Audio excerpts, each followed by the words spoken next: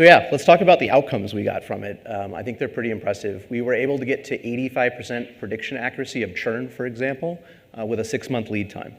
So we were able to see, which customers are going to be leaving us, most likely within about 6 months, and we were able to predict that with good enough accuracy to take action on it. So that was very impressive for us.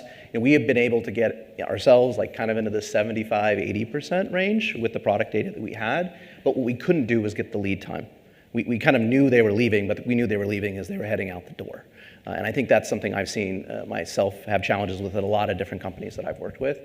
The kind of the financial number there is we got a 4% boost in our GRR. So this isn't a 4 percentage point boost, like 4% increase. It's actually 4% of our entire ARR base that we now have back. So a huge ARR boost from being able to get in front of customers, have those conversations in advance, making sure if there was just a misunderstanding that we were having that conversation, but also realizing up front, we may be losing this account and better forecasting that loss that's going to happen. So being able to go to finance and others and say, hey, here is going to be our churn number.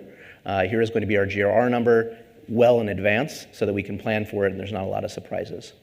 And then lastly, really we saw an increase in CSQL. So not just looking at, this customer is spending this much money, we think they might be a capability for the next package, but actually looking at their engagement and usage of the product to say, yeah, they're kind of small, but they seem to be a power user. And so we're going to potentially sell them the next level of product or service or an add-on product. We were able to increase our CSQLs by about 19%. So again, it was very helpful for us in terms of finding ways to do more with less. And I know we've been talking a lot about how AI can be helpful.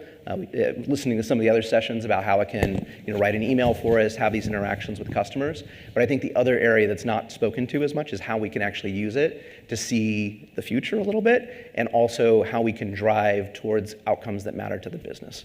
And so really appreciate you taking that time. Yeah.